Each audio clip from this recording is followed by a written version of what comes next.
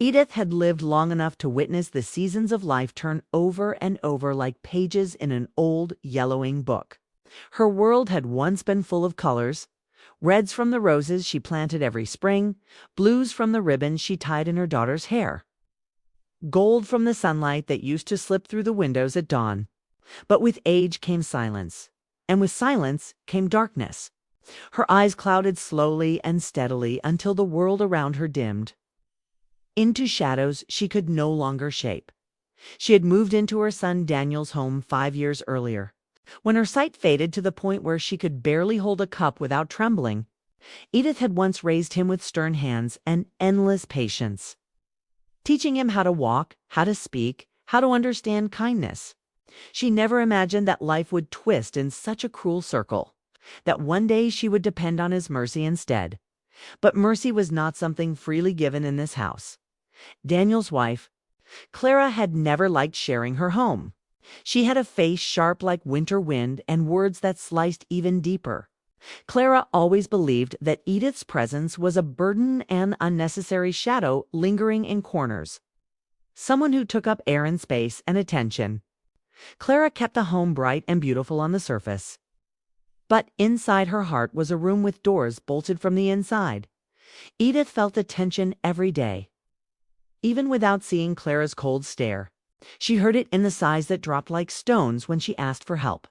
She heard it in the footsteps that stomped rather than walked. She heard it in the clipped sentences, the way Clara's voice squeezed itself just to avoid sounding tender. Daniel often remained silent. He worked long hours and returned home exhausted, and whatever energy he had left was spent avoiding conflict instead of addressing it. His mother's presence was a quiet reminder of responsibility he didn't want to face, a duty he never asked for. Sometimes guilt flickered across his face, but it was never strong enough to overcome fear, the fear of upsetting his wife. Edith sensed all of this, though no one said it aloud. The days folded into one another like damp clothes hung without sunlight. Edith spent most of her time feeling her way through familiar spaces, the edge of the sofa she memorized with her hand, the texture of the wall she used as her guide, the sound of the kettle she could locate by ear. Her world was built from fragments, but what hurt her most wasn't the darkness in her eyes. It was the darkness in her home. Clara made sure Edith felt unwanted. She moved her belongings without telling her, so Edith often stumbled or searched endlessly for simple things like her shawl. She spoke loudly when neighbors visited, pretending to complain about how difficult it was to care for an old blind woman who barely contributes anything. The words burned deeper than she imagined. One evening, Edith stood quietly in the hallway, her hands trembling on her walking stick. She overheard Clara whispering sharply in the kitchen, "She's dead weight, Daniel. We can barely pay bills, and now we're babysitting your mother like she's a child." "She's my mother," Daniel murmured, but even that defense was weak. "She's ruining everything. We can't live like this forever." Edith didn't need eyesight to know what her daughter-in-law's expression looked like in that moment. The bitterness in Clara's voice was enough. She stepped away gently, trying not to let her stick make noise against the floor. She made her way to her small room, closed the door quietly, and sat on the edge of her bed. With her fingers, she traced the old wool blanket she crocheted decades ago when her hands were strong and sure. She tried not to cry. Tears felt useless now, salt water that brought no relief. But Edith still prayed silently. It's the way she always had. She prayed that her presence would not be a burden. She prayed that Daniel would find courage. And she prayed most of all that Clara would someday learn compassion. Those prayers carried her through the nights, where she lay awake listening to the sounds of the house doors closing, drawers shutting, Clara's irritated footsteps. Sometimes, when the world was silent, she thought she heard the echoes of her late husband's voice reminding her gently, "You were strong once. You can be strong again." But strength was difficult when one lived in the shadows. One afternoon, Clara's anger rose like a storm. It began with a dropped glass in the kitchen. Edith had been trying to wash a cup by herself. Ing accidentally knocked it off the counter. The crash echoed through the house like accusation. Clara rushed in, her anger already simmering. "Are you kidding me?" she snapped. "You can't even hold a cup." Edith's hands shook as she tried to bend and gather the pieces. "I'm sorry. I didn't mean to. Don't touch it. You'll cut yourself." The words weren't cares, they were irritation sharpened to a blade. Daniel wasn't home. And that gave Clara freedom she usually concealed. She grabbed Edith's arm roughly, pulling her up. "I'm tired of this. Tired of you. Tired of taking care of someone who can't even walk without bumping into things." Edith felt the cruelty in her fingers. It wasn't new. But today it was stronger, like Clara had crossed some invisible line inside herself. "I'll clean it," Edith whispered, her voice cracking like dry leaves. "No, you've done enough." Something dark flickered in Clara's tone. Something dangerous. Something final. Edith sensed it. For the first time, fear crawled up her spine like cold water creeping through cracks.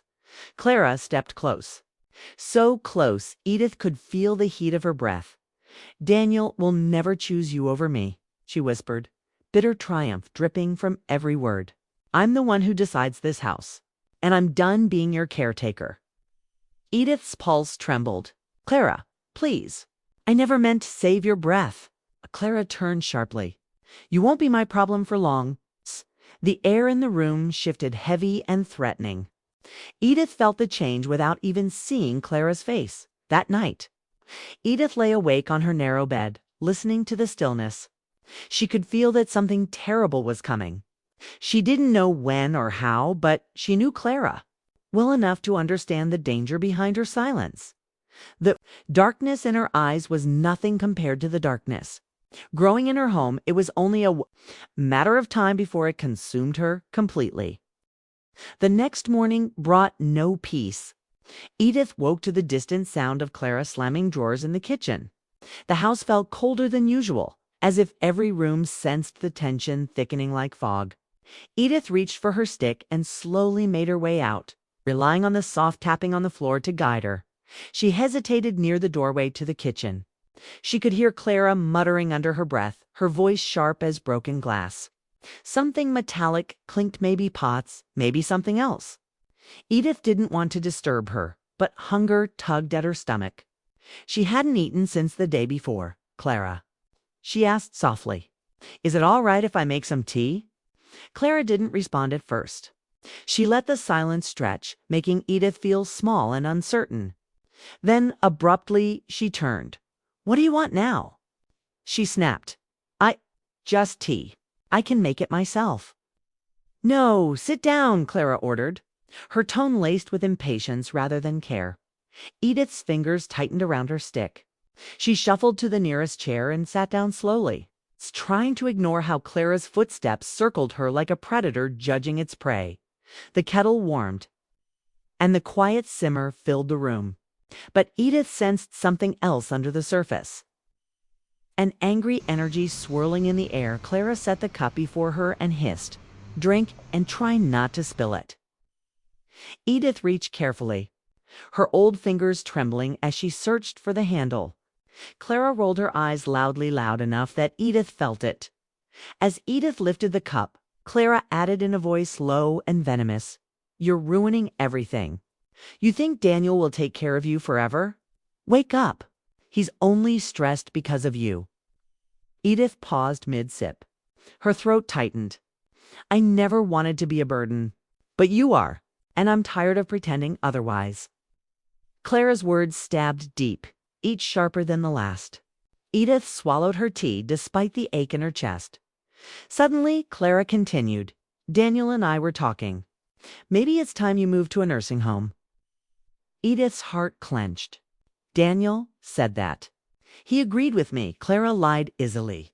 "He just doesn't have the courage to tell you. But it's happening." The room spun, though Edith saw nothing. She felt the world tilt. "But I don't want to leave. This is my home." "Not anymore," Clara said coldly. Edith felt something break inside her. It's a fragile thread snapping after years of being stretched too thin. She lowered her head and whispered, "If Daniel truly wants that, then I will go." Clara smirked, unseen but full of satisfaction. Good, it'll be easier than I thought. The rest of the day passed in suffocating silence. Daniel returned late, tired as always. Edith tried to speak to him, tried to ask if what Clara said was true, but Daniel avoided conversation, brushing off her attempts with gentle excuses. "Tomorrow, Mama," he murmured. "I'm tired. We'll talk tomorrow." But tomorrow came with heavier shadows. In the afternoon, Clara grew restless. She snapped at every little sound Edith made. When Edith accidentally bumped into a table while feeling for her way, Clara exploded. "That's it! I can't take this anymore." Before Edith could react, Clara grabbed her arm hard and dragged her toward the front door. Edith stumbled helplessly, unable to steady her steps. "Clara, what are you doing?" she gasped. "Getting rid of you," Clara spat. The front door flew open. Cold wind rushed inside, brushing Edith's cheeks like icy fingers. Clara pulled her onto the porch with cruel force. "Stop, please," Edith begged. "I'm done with you," Clara snarled. "Get out. Find somewhere else to go. You're not staying here another day." "But I can't see. Where will I go?" Edith cried, panic rising in her voice. "That's not my problem," Clara said, and shoved her. The push wasn't gentle. Edith lost her footing immediately. Her cane clattered away. She fell down the porch steps and landed hard on the ground, pain shooting through her hip and shoulder. A scream escaped her lips. For a few seconds, everything blurred into raw agony and helpless trembling. Then the door slammed shut behind. Her dot Edith lay on the cold ground outside a house that should have been her shelter.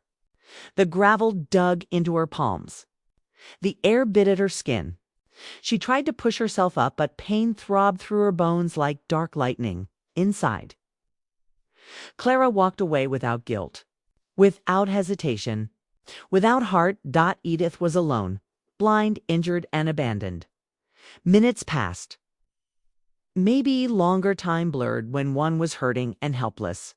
She tried calling Daniel's name, her voice cracking. "Daniel, Daniel," but he wasn't home. And even if he had been, he might not have heard her over the silence he'd grown used to. Finally, Edith reached out, feeling for anything: a wall, a step, a path. Her fingers brushed against a fence, and she clung to it, pulling herself slowly up. Her body trembled violently. She didn't know where she was going. She didn't know which direction was safe. But she took one small step forward, then another. Each shaky step fueled by survival. Some part of her buried beneath pain whispered that life was not done with her yet. That something waited ahead, something she hadn't seen coming. The darkness around her was overwhelming, but the darkness inside her began to burn into something stronger, something fierce, something quiet but powerful, something that would one day bring justice. Edith walked slowly along the uneven village path, her hand trembling along the fence as her feet dragged across gravel and dirt she couldn't see. Night settled around her like a heavy blanket, the cool air whispering past her ears. Her injured hip ached deeply. But she kept moving because staying still meant breaking. She didn't know where she was going. She only knew she couldn't go back. Her breaths came short and shaky. Every few steps she stopped, listening for voices, footsteps, anything. But the road remained painfully silent. Somewhere far away, a dog barked, and farther still, laughter from a house warmed by family filled the air. Edith stood there, shivering, feeling the ache of longing so sharp it almost felt physical. A sudden sound made her freeze, a bicycle skidding slightly on the dirt path. "Hello? Is someone there?" A young voice called out. Edith stiffened, not recognizing the voice. Fear climbed her spine. The bicycle chain clinked as the rider got off. Footsteps approached cautiously. "Auntie, are you okay?" The voice asked again, closer now and full of concern. Edith swallowed, her voice fragile. I'm Edith. I don't know where I am." A small gasp left the boy. "Edith, Daniel's mother." She nodded weakly. The boy stepped closer until his hand gently touched her arm. "It's me, Arlen. I live 3 houses away. What happened to you? Why are you out here alone? You're shaking. Edith's throat tightened. Shame poured over her like rain. Clara.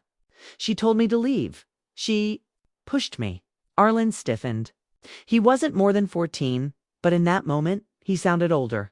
She threw you out of the house. Edith nodded, tears falling silently. His voice softened instantly. Come with me, please. You can't stay out here. He took her hand carefully, guiding her gently but with purpose. His touch was warm, steady, safe, everything Clara's had never been. They walked slowly, each step painful, but Arlen adjusted his pace to hers without a word of complaint. Within minutes, Edith felt the warmth of a doorway and heard a woman's soft, worried gasp. Oh my God, Arlen, what happened? Edith, sweetheart, what is this? Arlen's mother, Liana, ushered Edith inside immediately. The warmth of the small house wrapped around her like a blessing. Liana guided Edith to a chair and brought a blanket around her shoulders. Her touch was gentle, patient. Edith. Tell me everything, she urged, her voice trembling slightly with anger and compassion. Edith hesitated, feeling as though speaking the truth would make everything more real, more shameful. But Liana's kindness loosened her fear. Slowly she shared the truth, how Clara treated her, the words she endured, and finally how she had been thrown out like an unwanted burden. Liana's fury simmered beneath her calm voice. How dare she? How could anyone throw out an elderly, blind woman? Arlen hovered nearby, anger sharp in his young voice. We should tell someone. We should tell Daniel. Edith shook her head quickly. No, Daniel is already troubled.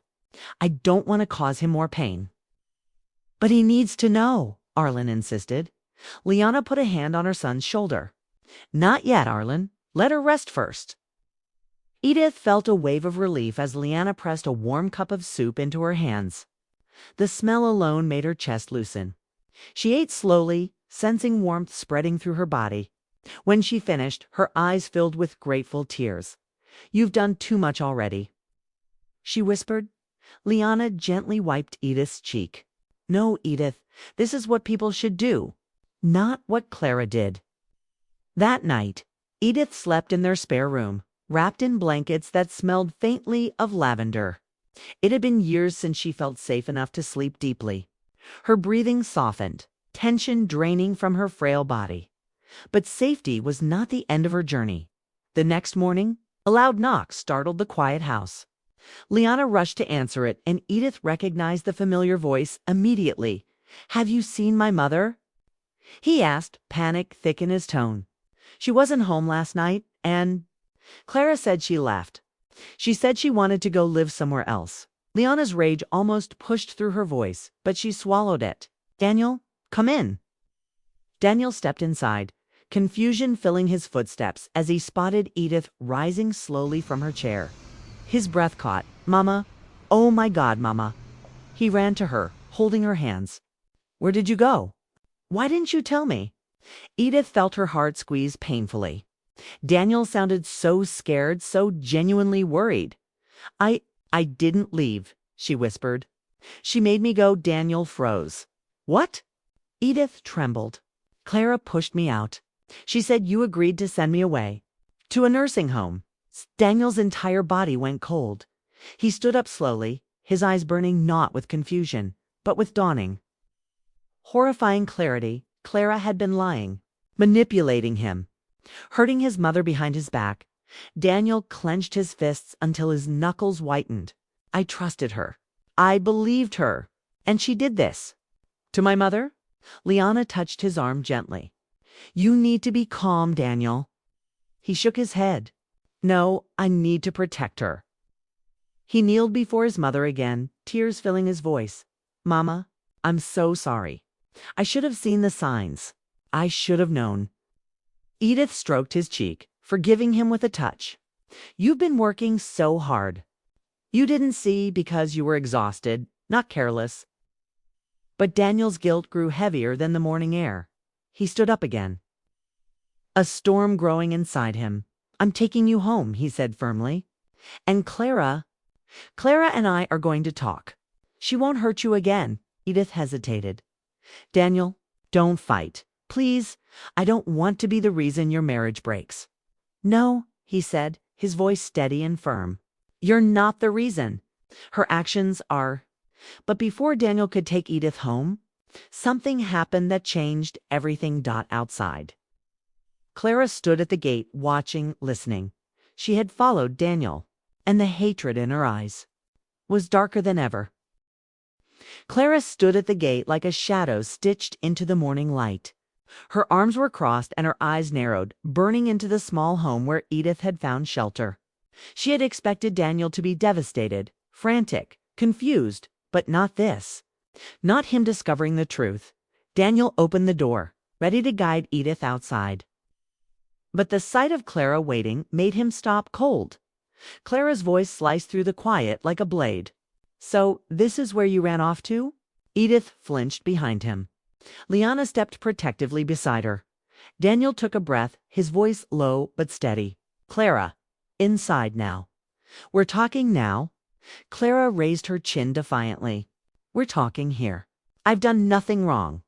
If your mother wants to throw herself into the streets for attention, how is that my fault? Liana's gasp filled the doorway. Edith's grip tightened around her cane. But Daniel? Daniel's expression changed in a way Clara had never seen before. His eyes didn't show confusion or meek acceptance. They showed something far more dangerous for clarity. Enough, he said. The word froze the air. Daniel stepped closer, his voice trembling not with fear but with anger held too long. You lied to me. You manipulated me. You told me she wanted to leave, that she hated living with us. You turned every argument, every moment, into a way to make me doubt my own mother. Clara scoffed. Oh, don't be dramatic. She's blind, Daniel. What kind of life is she supposed to have? I was trying to help the family, not babysit your old problems. Edith winced, hurt by the words but silent, her dignity held together by fragile strength. Daniel's jaw tightened. You pushed her into the street. Clara opened her mouth but saw in his eyes that the lie wouldn't work this time, for the first time. Her confidence cracked. Daniel continued. If Arlen and his mother hadn't found her, she would have spent the night on the roadside. Anything could have happened, anything. His voice broke. She could have died, Clara. Clara shifted, her voice suddenly softer, desperate. I didn't mean. I was angry. Daniel, she keeps judging me. She looks at me like I'm worthless. I just snapped. Edith's gentle voice rose from behind him, trembling. I never judged you, child. I only wanted a little kindness. Clara's eyes flickered. For a moment, guilt shimmered. Then hardened. So what now? She snapped. You're choosing her over me, over your wife. Daniel stared at her like a man seeing a stranger. I'm choosing what is right. What is human? He looked at Edith, then at Liana and Arlen, who stood protectively beside her. You are my wife, he said quietly to Clara. But that never gave you the right to torment my mother. Clara's face drained of color. Daniel continued. I need you to leave the house for now. I need time to decide what comes next. Clara's voice rose in panic. Daniel, you can't be serious. You're throwing me out because of her. No, he said firmly. Because of what you did. Clara's anger exploded. Fine. If you want your precious blind mother, keep her. I'm done with this. She stormed away down the dusty road, her footsteps echoing like a final crash of thunder before the storm cleared. But for Daniel, the storm had only just started inside. He turned back to Edith, guilt layered heavily in his voice. Mama, I'm so sorry. I should have protected you. Edith's hands trembled as she reached for him. You're protecting me now, my son. That is what matters. Daniel's eyes filled with tears as he hugged her, something he hadn't done in months. He guided her inside Liana's home again. But Edith shook her head softly. Take me home, Daniel. My home. With you. Liana smiled warmly, stepping aside. Arlen gave Edith a small, assuring nod. Daniel helped Edith into the car and took her home. That night, Daniel cooked for her, spoke to her gently, and cleaned the house every corner almost as if erasing the things Clara had stained. He fixed her room, placed soft pillows, her favorite shawl, and fresh flowers on the table. He sat beside her, holding her hand like a child seeking forgiveness. Edith stroked his hair. "You are good, Daniel. You always were. You only lost your way." The next morning, something incredible happened. The neighbors had heard. The shopkeepers. Even the village elders. They came one by one to visit Edith. Some brought food. Some brought warm clothing. Some simply held her hand, thanking her for her quiet kindness over the years. The entire community surrounded her in warmth and humanity. The kind she had been deprived of in her own home. Daniel watched, overwhelmed with gratitude. Later that afternoon, he returned home with papers in his hand. Edith heard the firmness in his steps. "What is it, son?" "I filed a legal complaint," he said softly. What she did wasn't anger. It was cruelty. Edith's heart ached. "She is still your wife. But you," Daniel said gently, "are my mother. And justice must begin somewhere." Edith nodded slowly. She didn't want revenge. She wanted change, protection, growth, and now she finally had it. Weeks passed. Daniel became softer, closer to her than he had been in years. He began working fewer late nights. Sometimes he'd sit with her for hours, reading aloud, describing colors, sunsets, and faces so she could imagine what her fading world might look like. Edith bloomed, again like a flower long starved of sunlight, finally touching the warmth. As for Clara, the court summoned her. Counseling was ordered. Anger management training. Community service, specifically working with the elderly. She struggled at first, bitter and stubborn, but little by little, the elderly she was assigned to softened her edges. Their patience taught her what Edith had wanted all along: kindness without conditions. Months later, Clara visited Edith for the first time. Her voice shook as she entered the room. "Edith, I'm sorry." Edith smiled gently, turning her face toward the sound. "I forgive you." Not because Clara deserved it, but because Edith's heart was built for forgiveness, not hate. In the end, justice didn't look like punishment. It looked like transformation. It looked like healing. Daniel, now wiser and more attentive, protected his mother fiercely. Their home became brighter, warmer, full of laughter instead of fear. And Edith, though blind, finally saw more than she ever had in years. She saw kindness. She saw humanity. She saw justice. And in that justice, she found peace.